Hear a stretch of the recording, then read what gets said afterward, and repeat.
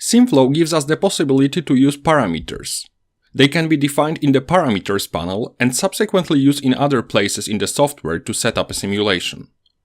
Thanks to this feature, we can change a parameter value only in the parameters panel, and it will be automatically updated everywhere else in the program. Let's define two parameters for this simulation.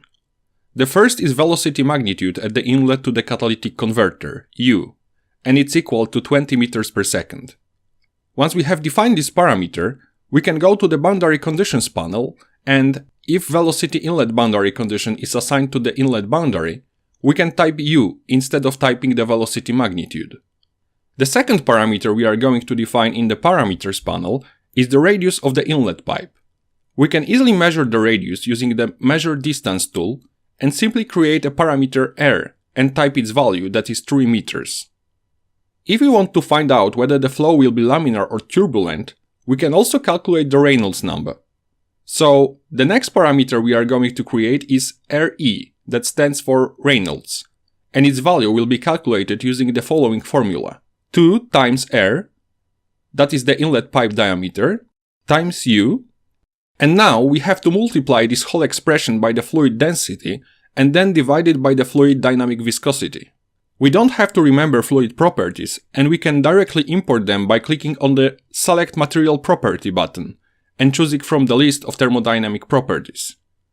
Let's choose air density from the list and divide this formula by air dynamic viscosity.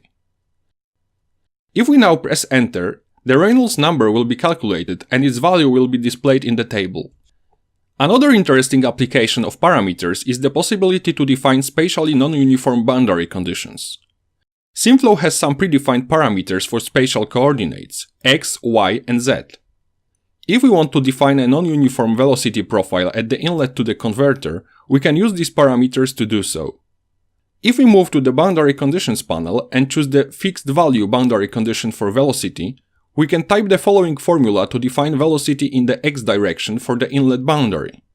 U times parenthesis R minus square root parenthesis y minus 5 close parenthesis to the power of 2 plus parenthesis z minus 5 close parenthesis to the power of 2 close parenthesis divided by R close parenthesis, and this whole expression should be taken to the power of 1/7.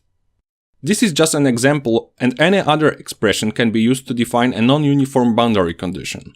We can also check how the velocity profile that we have just defined looks like in ParaView. For this purpose, we should go to the Run panel, click the right Setup button, and next move to the Post-Processing panel and run ParaView.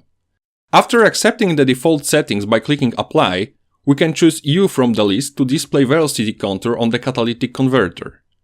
On the inlet boundary, we can see the velocity profile described using the expression that we have just defined in SIMFLOW.